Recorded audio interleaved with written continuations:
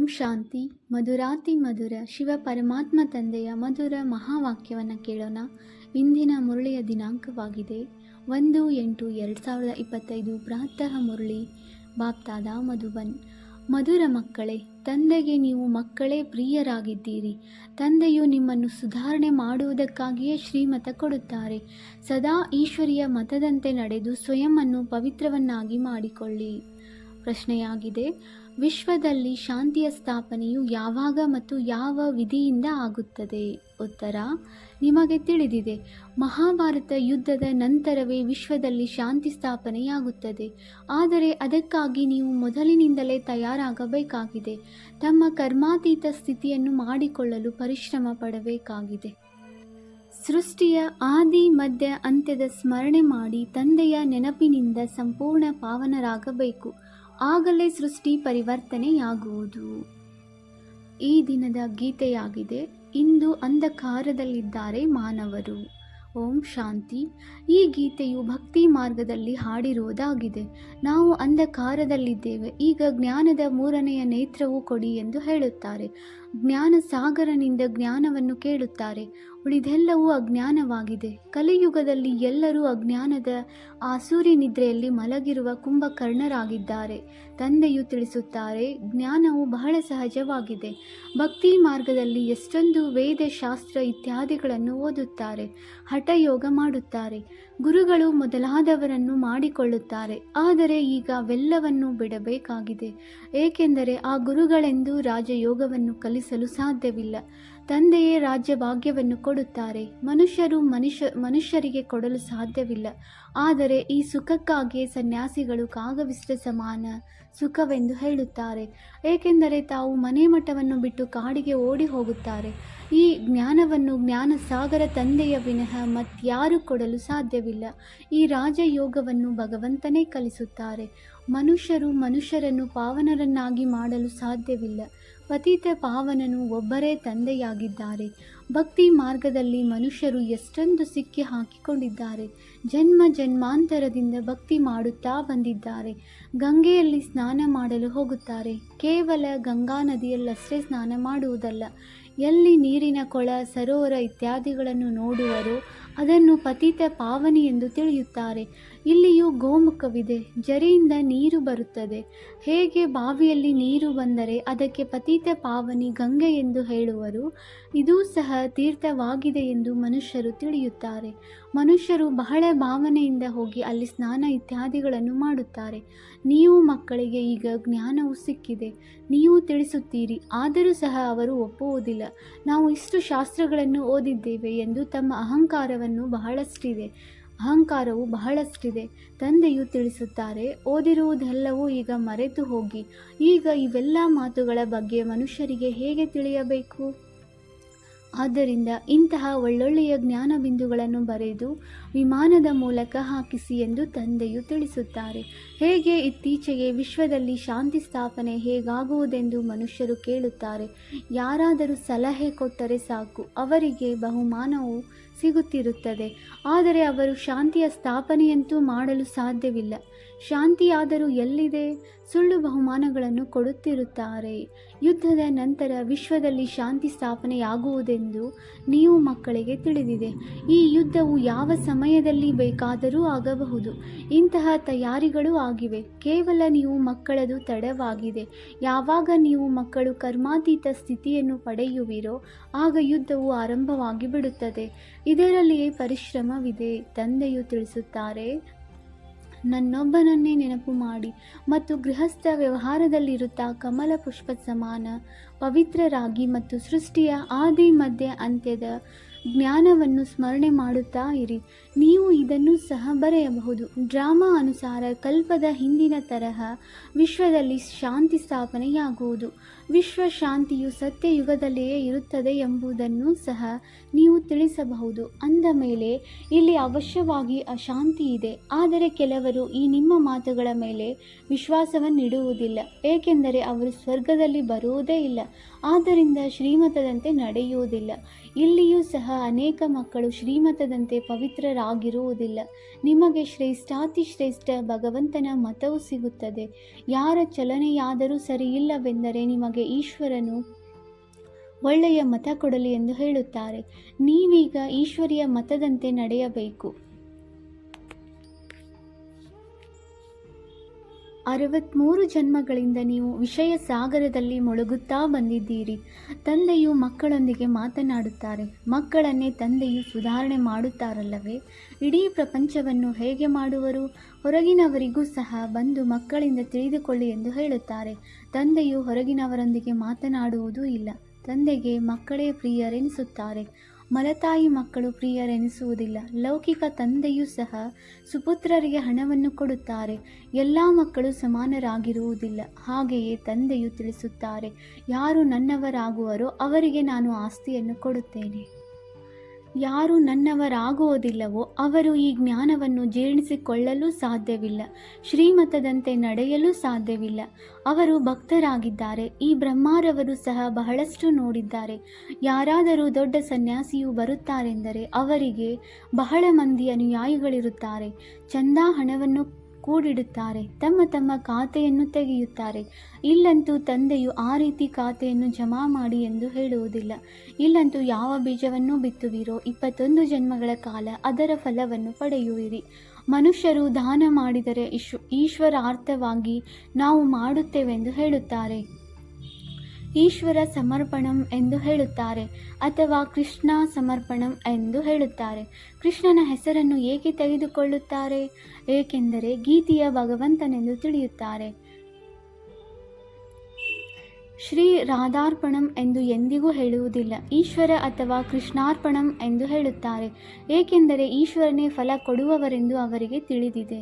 ಯಾರಾದರೂ ಸಾಹುಕಾರರ ಮನೆಯಲ್ಲಿ ಜನ್ಮ ಪಡೆಯುತ್ತಾರೆಂದರೆ ಹೇಳುತ್ತಾರಲ್ಲವೇ, ಹಿಂದಿನ ಜನ್ಮದಲ್ಲಿ ಬಹಳ ದಾನ ಪುಣ್ಯ ಮಾಡಿದ್ದಾರೆ, ಆದ್ದರಿಂದ ಈ ರೀತಿ ಇದ್ದಾರೆ. ರಾಜರಾಗಲು ಸಾಧ್ಯವಿದೆ, ಆದರೆ ಅದು ಅಲ್ಪಕಾಲದ ಕಾಗವಿಷ್ಟ ಸಮಾನ ಸುಖವಾಗಿದೆ. ರಾಜರಿಗೂ ಸಹ ಸನ್ಯಾಸಿ ಜನರು ಸನ್ಯಾಸ ಮಾಡಿಸುತ್ತಾರೆ. ಆಗ ಅವರು ಹೇಳುತ್ತಾರೆ, ಸ್ತ್ರೀಯಂತೂ ಸರ್ಪಿಣಿಯಾಗಿದ್ದಾಳೆ. ಆದರೆ ದ್ರೌಪದಿಯೂ ಸಹ ದುಶ್ಯಾಸನನು ನನ್ನನ್ನು ಅವಮಾನಿತಳನ್ನಾಗಿ ಮಾಡುತ್ತಾನೆಂದು ಕೂಗಿದಳಲ್ಲವೇ? ಈಗಲೂ ಸಹ ಅಬಲೆಯರು, ಬಾಬಾ ಇವರು ನಮ್ಮನ್ನು ಹೊಡೆಯುತ್ತಾರೆ, ನಮ್ಮನ್ನು ರಕ್ಷಣೆ ಮಾಡಿ ಎಂದು ಎಷ್ಟೊಂದು ಕೂಗುತ್ತಾರೆ. ವಿಕಾರದ ಸಹಯೋಗ ಕೊಡಿ, ಇಲ್ಲವೆಂದರೆ ಕೊಲೆ ಮಾಡುತ್ತೇನೆಂದು ಹೇಳುತ್ತಾರೆ. ಬಾಬಾ ಈ ಬಂಧನದಿಂದ ಬಿಡಿಸಿ ಎಂದು ಅಬಲೆಯರು ಹೇಳುತ್ತಾರೆ. ತಂದೆಯು ತಿಳಿಸುತ್ತಾರೆ, ಮಕ್ಕಳೇ ಈ ಬಂಧನಗಳು ಕಳೆಯಲೇಬೇಕಾಗಿದೆ. ನಂತರ 21 ಜನ್ಮಗಳವರೆಗೆ ಎಂದೂ ಅಪವಿತ್ರರಾಗುವುದಿಲ್ಲ. ಅಲ್ಲಿ ವಿಕಾರವೇ ಇರುವುದಿಲ್ಲ. ಈ ಮೃತ್ಯುಲೋಕದಲ್ಲಿ ಇದು ಅಂತಿಮ ಜನ್ಮವಾಗಿದೆ, ವಿಕಾರಿ ಪ್ರಪಂಚವಾಗಿದೆ. ಎರಡನೆಯ ಮಾತೇನೆಂದರೆ ತಂದೆಯು ತಿಳಿಸುತ್ತಾರೆ, ಈ ಸಮಯದಲ್ಲಿ ಮನುಷ್ಯರು ಎಷ್ಟೊಂದು ಬುದ್ಧಿಹೀನರಾಗಿ ಬಿಟ್ಟಿದ್ದಾರೆ. ಯಾರಾದರೂ ಮರಣ ಹೊಂದಿದರೆ ಸ್ವರ್ಗಸ್ಥರಾದರೆಂದು ಹೇಳುತ್ತಾರೆ. ಆದರೆ ಸ್ವರ್ಗವೆಲ್ಲಿದೆ? ಇದಂತೂ ನರಕವಾಗಿದೆ. ಸ್ವರ್ಗಸ್ಥರಾದರೆಂದರೆ ಅವಶ್ಯವಾಗಿ ನರಕದಲ್ಲಿದ್ದರೆಂದರ್ಥ. ಆದರೆ ಯಾರಿಗಾದರೂ ನೀವು ನರಕವಾಸಿಗಳಾಗಿದ್ದೀರೆಂದು ನೇರವಾಗಿ ಹೇಳಿದರೆ ಕ್ರೋಧಿಗಳಾಗಿ ಬಿಡುತ್ತಾರೆ. ಆದ್ದರಿಂದ ನೀವು ಇದರ ಬಗ್ಗೆ ಬರೆಯಬೇಕು. ಇಂಥವರು ಸ್ವರ್ಗಸ್ಥರಾದರೆಂದರೆ ಅರ್ಥ ನೀವು ನರಕವಾಸಿಗಳಲ್ಲವೇ? ನಾವು ನಿಮಗೆ ಇಂತಹ ಯುಕ್ತಿಯನ್ನು ತಿಳಿಸುತ್ತೇವೆ, ಅದರಿಂದ ನೀವು ಸತ್ಯವಾಗಿ ಸ್ವರ್ಗದಲ್ಲಿ ಹೋಗುವಿರಿ. ಈ ಹಳೆಯ ಪ್ರಪಂಚವಂತೂ ಈಗ ಸಮಾಪ್ತಿಯಾಗುವುದಿದೆ. ಪತ್ರಿಕೆಯಲ್ಲಿಯೂ ಹಾಕಿಸಿ, ಈ ಯುದ್ಧದ ನಂತರ 5000 ವರ್ಷಗಳ ಹಿಂದಿನ ತರಹ ವಿಶ್ವದಲ್ಲಿ ಶಾಂತಿಯು ಸ್ಥಾಪನೆಯಾಗುವುದು. ಅಲ್ಲಿ ಒಂದೇ ಆದಿ ಸನಾತನ ದೇವಿ ದೇವತಾ ಧರ್ಮವಿತ್ತು. ಆದಿ ಸನಾತನ ದೇವಿ ದೇವತಾ ಧರ್ಮವಿತ್ತು. ಇದಕ್ಕೆ ಅವರು ಸತ್ಯಯುಗದಲ್ಲಿಯೂ ಕಂಸ, ಜರಾಸಂಧ ಮೊದಲಾದ ಅಸುರರಿದ್ದರು. ತ್ರೇತಾಯುಗದಲ್ಲಿ ರಾವಣನಿದ್ದನೆಂದು ಹೇಳುತ್ತಾರೆ. ಈಗ ಅವರೊಂದಿಗೆ ತಲೆ ಕೆಡಿಸಿಕೊಳ್ಳುವವರು ಯಾರು? ಜ್ಞಾನ ಮತ್ತು ಭಕ್ತಿಯಲ್ಲಿ ರಾತ್ರಿ ಹಗಲಿನ ಅಂತರವಿದೆ. ಇಷ್ಟು ಸಹಜವಾದ ಮಾತು ಸಹ ಮನುಷ್ಯರ ಬುದ್ಧಿಯಲ್ಲಿ ಕುಳಿತುಕೊಳ್ಳುವುದು ಕಷ್ಟವಾಗುತ್ತದೆ. ಇದರಿಂದ ಇಂತಹ ಸ್ಲೋಗನ್ಗಳನ್ನು ಬರೆಯಬೇಕು. ಈ ಯುದ್ಧದ ನಂತರ ಡ್ರಾಮಾ ಅನುಸಾರ ವಿಶ್ವದಲ್ಲಿ ಶಾಂತಿ ಸ್ಥಾಪನೆಯಾಗಲಿದೆ. ಕಲ್ಪಕಲ್ಪವು ವಿಶ್ವದಲ್ಲಿ ಶಾಂತಿ ಸ್ಥಾಪನೆಯಾಗುತ್ತದೆ. ನಂತರ ಕಲಿಯುಗದ ಅಂತ್ಯದಲ್ಲಿ ಅಶಾಂತಿಯಾಗುತ್ತದೆ. ಸತ್ಯಯುಗದಲ್ಲಿಯೇ ಶಾಂತಿ ಇರುತ್ತದೆ. ಇದನ್ನು ಸಹ ನೀವು ಬರೆಯಬಹುದು. ಗೀತೆಯಲ್ಲಿ ತಪ್ಪು ಮಾಡಿರುವುದರಿಂದಲೇ ಭಾರತದ ಸ್ಥಿತಿಯು ಹೀಗಾಗಿದೆ. ಪೂರ್ಣ 84 ಜನ್ಮಗಳನ್ನು ತೆಗೆದುಕೊಳ್ಳುವಂತಹ ಶ್ರೀಕೃಷ್ಣನ ಹೆಸರನ್ನು ಹಾಕಿಬಿಟ್ಟಿದ್ದಾರೆ. ಶ್ರೀನಾರಾಯಣನ ಹೆಸರನ್ನು ಹಾಕಿಲ್ಲ. ನಾರಾಯಣನಿಗಾದರೂ 84 ಜನ್ಮಗಳಲ್ಲಿ ಕೆಲವು ದಿನಗಳು ಕಡಿಮೆ ಎಂದೇ ಹೇಳಬಹುದಲ್ಲವೇ? ಕೃಷ್ಣನಿಗೆ ಪೂರ್ಣ 84 ಜನ್ಮಗಳಿವೆ. ಶಿವ ತಂದೆಯು ಮಕ್ಕಳನ್ನು ವಜ್ರ ಸಮಾನರನ್ನಾಗಿ ಮಾಡಲು ಬರುತ್ತಾರೆ. ಅಂದ ಮೇಲೆ ಅವರು ಪ್ರವೇಶ ಮಾಡಲು ಅಂತಹ ಚಿನ್ನದ ಸಮಾನ ಡಬ್ಬಿಯು ಬೇಕಲ್ಲವೇ? ಈಗ ಇವರು ಚಿನ್ನದ ಸಮಾನ ಹೇಗಾಗುವರು? ಆದ್ದರಿಂದ ತಂದೆಯು ಬಂದ ಕೂಡಲೇ ನೀನು ವಿಶ್ವದ ಮಾಲೀಕನಾಗುತ್ತೀಯಾ? ಈಗ ನನ್ನೊಬ್ಬನನ್ನೇ ನೆನಪು ಮಾಡಿ ಪವಿತ್ರರಾಗಿ ಎಂದು ಅವರಿಗೆ ಸಾಕ್ಷಾತ್ಕಾರ ಮಾಡಿಸಿದರು. ಆ ಕ್ಷಣದಿಂದಲೇ ತಂದೆಯು ಪವಿತ್ರರಾಗಿರಲು ತೊಡಗಿದರು. ಪವಿತ್ರರಾಗದ ವಿನಃ ಜ್ಞಾನದ ಧಾರಣೆಯಾಗಲು ಸಾಧ್ಯವಿಲ್ಲ. ಸಿಂಹದ ಹಾಲಿಗೆ ಚಿನ್ನದ ಪಾತ್ರೆಯೂ ಬೇಕು. ಇದಂತೂ ಪರಮಪಿತ ಪರಮಾತ್ಮನ ಜ್ಞಾನವಾಗಿದೆ. ಇದನ್ನು ಧಾರಣೆ ಮಾಡಿಕೊಳ್ಳಲು ಬುದ್ಧಿಯು ಚಿನ್ನದ ಪಾತ್ರೆಯಾಗಬೇಕು, ಪವಿತ್ರರಾಗಿರಬೇಕು. ಆಗಲೇ ಧಾರಣೆಯಾಗುವುದು. ಪವಿತ್ರತೆಯ ಪ್ರತಿಜ್ಞೆ ಮಾಡಿದ ಮೇಲೆ ಮತ್ತೆ ಬೀಳುತ್ತಾರೆಂದರೆ ಯೋಗದ ಯಾತ್ರೆಯೇ ಸಮಾಪ್ತಿಯಾಗುವುದು, ಜ್ಞಾನವು ಸಮಾಪ್ತಿಯಾಗುತ್ತದೆ. ಭಗವಾನ್ ವಾಚ್ ಕಾಮ ಮಹಾಶತ್ರುವೆಂದು ಅವರು ಯಾರಿಗೂ ಹೇಳಲು ಸಾಧ್ಯವಾಗುವುದಿಲ್ಲ. ಅವರ ಬಾಣವೇ ನಾಟುವುದಿಲ್ಲ. ಅಂಥವರು ಕೇವಲ ಪಂಡಿತರಾಗಿ ಬಿಡುತ್ತಾರೆ. ಆದ್ದರಿಂದ ಈಗ ಯಾವುದೇ ವಿಕಾರವಿರಬಾರದು. ನಿತ್ಯವೂ ಲೆಕ್ಕಪತ್ರವನ್ನಿಡಿ. ಹೇಗೆ ತಂದೆಯು ಸರ್ವಶಕ್ತಿವಂತನಾಗಿದ್ದಾರೆಯೋ ಹಾಗೆಯೇ ಮಾಯೆಯೂ ಸಹ ಸರ್ವಶಕ್ತಿವಂತನದಾಗಿದೆ. ಅರ್ಧಕಲ್ಪ ರಾವಣನ ರಾಜ್ಯ ನಡೆಯುತ್ತದೆ. ತಂದೆಯ ವಿನಃ ಮತ್ಯಾರೂ ಇದರ ಮೇಲೆ ಜಯವನ್ನು ಪ್ರಾಪ್ತಿ ಮಾಡಿಸಲು ಸಾಧ್ಯವಿಲ್ಲ. ಡ್ರಾಮಾ ಅನುಸಾರ ರಾವಣ ರಾಜ್ಯವು ಆಗಬೇಕಾಗಿದೆ. ಭಾರತದ ಸೋಲು ಮತ್ತು ಗೆಲುವಿನ ಮೇಲೆ ಈ ನಾಟಕವು ಮಾಡಲ್ಪಟ್ಟಿದೆ. ತಂದೆಯು ಮಕ್ಕಳಿಗೆ ತಿಳಿಸುತ್ತಾರೆ. ಮುಖ್ಯವಾದುದು ಪವಿತ್ರರಾಗುವ ಮಾತಾಗಿದೆ. ತಂದೆಯು ತಿಳಿಸುತ್ತಾರೆ, ನಾನು ಪತಿತರನ್ನು ಪಾವನರನ್ನಾಗಿ ಮಾಡಲು ಬರುತ್ತೇನೆ. ಬಾಕಿ ಶಾಸ್ತ್ರಗಳಲ್ಲಿ ಕೌರವರು ಮತ್ತು ಪಾಂಡವರ ಯುದ್ಧ, ಜೂಜಾಟ ಇತ್ಯಾದಿಗಳನ್ನು ತೋರಿಸಿದ್ದಾರೆ. ಇಂತಹ ಯಾವುದೇ ಮಾತಿರಲು ಸಾಧ್ಯವಿಲ್ಲ. ರಾಜಯೋಗದ ವಿದ್ಯೆಯು ಈ ರೀತಿ ಇರುತ್ತದೆಯೇ? ಯುದ್ಧದ ಮೈದಾನದಲ್ಲಿ ಗೀತಾ ಪಾಠಶಾಲೆ ಇರುತ್ತದೆಯೇ? ಜನನ ಮರಣರಹಿತನಾದ ಶಿವ ತಂದೆಯಲ್ಲಿ ಪೂರ್ಣ 84 ಜನ್ಮಗಳನ್ನು ತೆಗೆದುಕೊಳ್ಳುವ ಶ್ರೀಕೃಷ್ಣನಲ್ಲಿ ಅವರದೇ ಅಂತಿಮ ಜನ್ಮದಲ್ಲಿ ತಂದೆಯು ಬಂದು ಪ್ರವೇಶ ಮಾಡುತ್ತಾರೆ. ಎಷ್ಟು ಸ್ಪಷ್ಟವಾಗಿದೆ. ಗೃಹಸ್ಥ ವ್ಯವಹಾರದಲ್ಲಿರುತ್ತಾ ಪವಿತ್ರರೂ ಆಗಬೇಕಾಗಿದೆ. ಇಬ್ಬರು ಜೊತೆಯಲ್ಲಿದ್ದು ಪವಿತ್ರರಾಗಿರಲು ಸಾಧ್ಯವಿಲ್ಲವೆಂದು ಸನ್ಯಾಸಿಗಳು ಹೇಳುತ್ತಾರೆ. ಅವರಿಗೆ ಹೇಳಿ, ನಿಮಗಂತೂ ಯಾವುದೇ ಪ್ರಾಪ್ತಿ ಇಲ್ಲವೆಂದ ಮೇಲೆ ಹೇಗೆ ಪವಿತ್ರರಾಗುತ್ತೀರಿ? ಇಲ್ಲಾದರೆ ವಿಶ್ವದ ರಾಜ್ಯ ಭಾಗ್ಯವು ಸಿಗುತ್ತದೆ.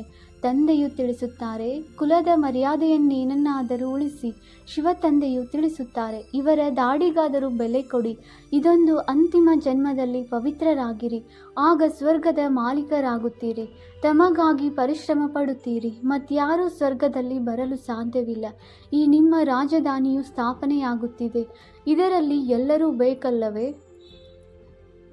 ಸತ್ಯಯುಗದಲ್ಲಿ ಮಂತ್ರಿಗಳಂತೂ ಇರುವುದಿಲ್ಲ. ರಾಜರಿಗೆ ಸಲಹೆಯ ಅವಶ್ಯಕತೆಯೇ ಇರುವುದಿಲ್ಲ. ಪತಿತ ರಾಜರಿಗಾದರೂ ಒಬ್ಬ ಮಂತ್ರಿ ಇರುತ್ತಾರೆ. ಇಲ್ಲಿ ನೋಡಿ, ಎಷ್ಟೊಂದು ಮಂದಿ ಮಂತ್ರಿಗಳಿದ್ದಾರೆ. ಪರಸ್ಪರ ಹೊಡೆದಾಡುತ್ತಿರುತ್ತಾರೆ. ತಂದೆಯು ಎಲ್ಲ ಜಂಜಾಟಗಳಿಂದ ಬಿಡಿಸುತ್ತಾರೆ. 3000 ವರ್ಷಗಳ ಕಾಲ ಯಾವುದೇ ಯುದ್ಧವೂ ನಡೆಯುವುದಿಲ್ಲ. ಜೈಲು ಇರುವುದಿಲ್ಲ. ನ್ಯಾಯಾಲಯವೂ ಇರುವುದಿಲ್ಲ. ಅಲ್ಲಂತೂ ಸುಖವೇ ಸುಖವಿರುತ್ತದೆ. ಇದಕ್ಕಾಗಿ ಪುರುಷಾರ್ಥ ಮಾಡಬೇಕಾಗಿದೆ. ಮೃತ್ಯುವು ತಲೆಯ ಮೇಲೆ ನಿಂತಿದೆ.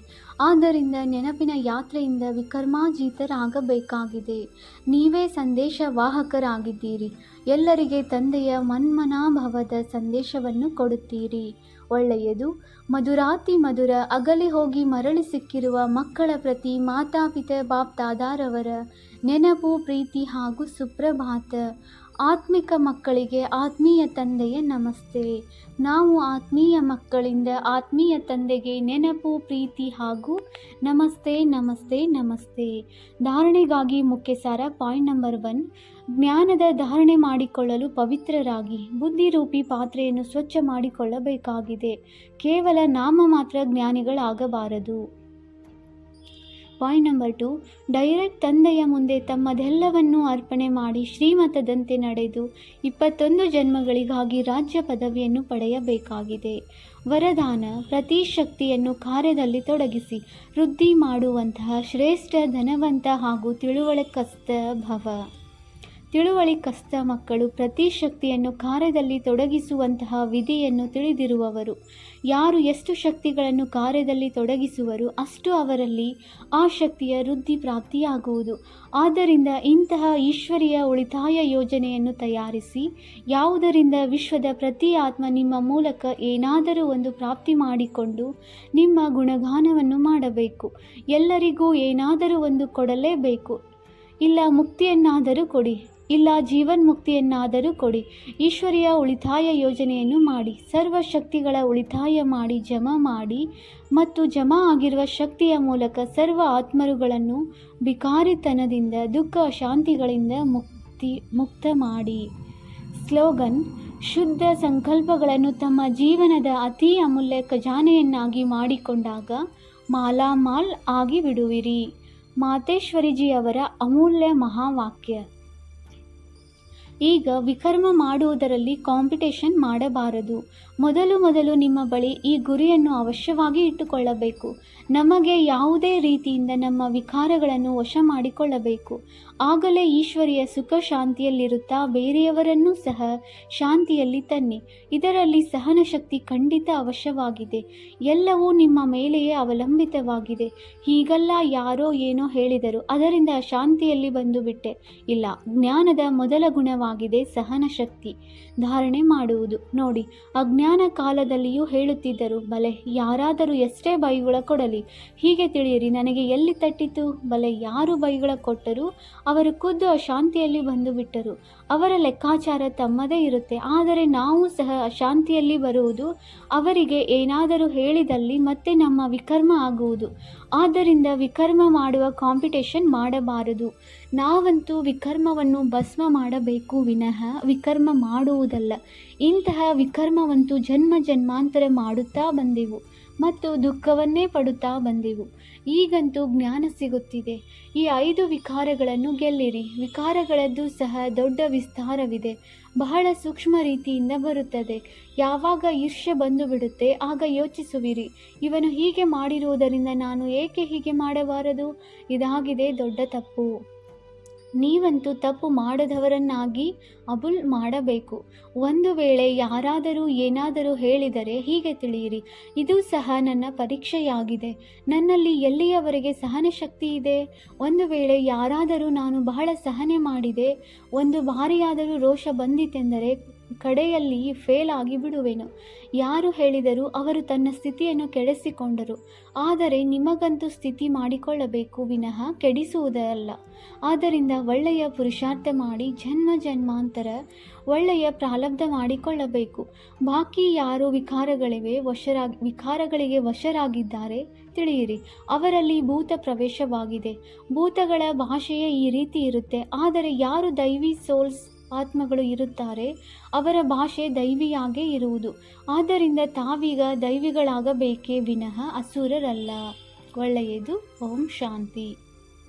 ಅವ್ಯಕ್ತ ಸೂಚನೆ: ಸಹಜ ಯೋಗಿ ಆಗಬೇಕೆಂದರೆ ಪರಮಾತ್ಮನ ಪ್ರೀತಿಯ ಅನುಭವಿಯಾಗಿರಿ. ಪರಮಾತ್ಮನ ಪ್ರೀತಿಯ ಅನುಭವಿಯಾಗಿರಿ. ಆಗ ಈ ಅನುಭವದಿಂದ ಸಹಜ ಯೋಗಿಯಾಗಿ ಹಾರುತ್ತಿರುವಿರಿ. ಪರಮಾತ್ಮನ ಪ್ರೀತಿ ಹಾರುವ ಸಾಧನವಾಗಿದೆ. ಹಾರುವವರು ಎಂದೂ ಧರಣಿಯ ಆಕರ್ಷಣೆಯಲ್ಲಿ ಬರಲು ಸಾಧ್ಯವಿಲ್ಲ. ಮಾಯೆಯ ಎಷ್ಟೇ ಆಕರ್ಷಿತ ರೂಪವಿರಲಿ, ಆದರೆ ಆ ಆಕರ್ಷಣೆ ಹಾರುವ ಕಲೆಯಲ್ಲಿರುವವರ ಹತ್ತಿರ ತಲುಪಲು ಸಾಧ್ಯವಿಲ್ಲ. ಓಂ ಶಾಂತಿ.